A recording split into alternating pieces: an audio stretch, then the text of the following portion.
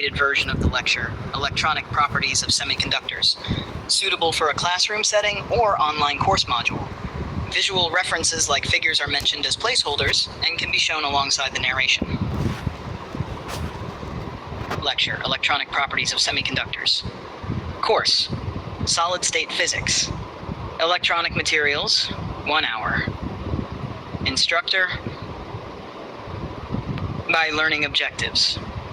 By the end of this lecture, you will be able to understand the band structure and charge carriers in semiconductors, differentiate between intrinsic and extrinsic semiconductors, analyze how conductivity varies with temperature, grasp the basic working principle of a p-n junction and its applications. 1. Introduction to semiconductors. Let's begin with what semiconductors are. Semiconductors are materials whose electrical conductivity lies between that of conductors and insulators. Their band gaps typically range between 0.5 to 3 electron volts for V.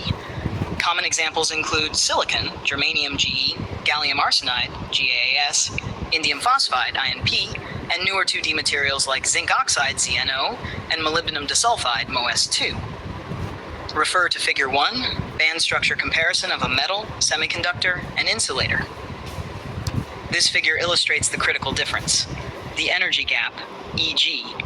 In semiconductors, this gap is small enough that electrons can be thermally or optically excited from the valence band, Vb, to the conduction band, Cb.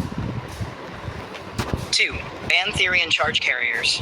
At absolute zero, the valence band is completely filled, and the conduction band is completely empty. As temperature increases, or when light shines on the material, electrons can gain enough energy to cross the band gap. Refer to Figure 2, carrier excitation from Vb to Cb. Once an electron jumps to the conduction band, it leaves behind a hole in the valence band. These electrons and holes act as charge carriers, and their dynamics govern semiconductor behavior.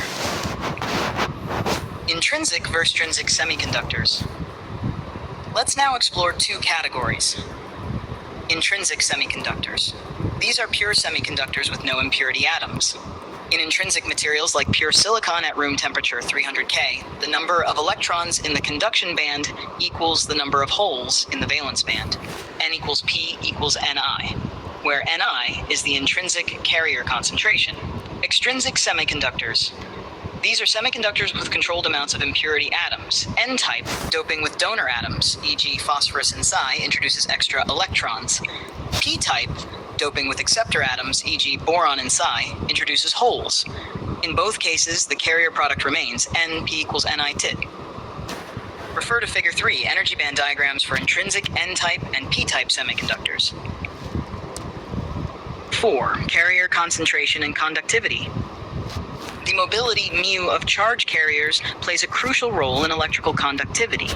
Sigma equal Q mun plus P mu P, where Q charge of an electron, mun mu P mobilities of electrons and holes respectively, Np electron and hole concentrations. Conductivity depends on both carrier concentration and mobility, both of which are temperature dependent. Intrinsic regime. As temperature increases, carrier concentration increases exponentially.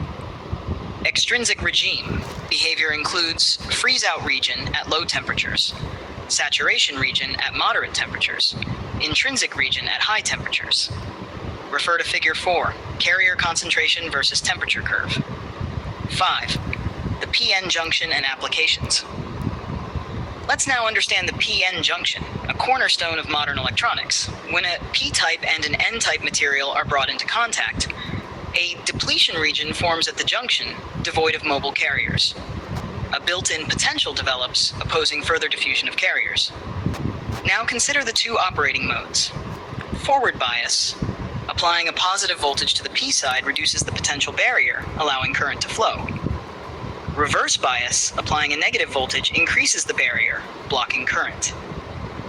Refer to Figure 5, p-n junction schematic with bias conditions. Applications. Diodes allow current in one direction. Solar cells convert light into electricity. LEDs emit light under forward bias. Transistors amplify or switch electronic signals. 6. Summary and takeaways.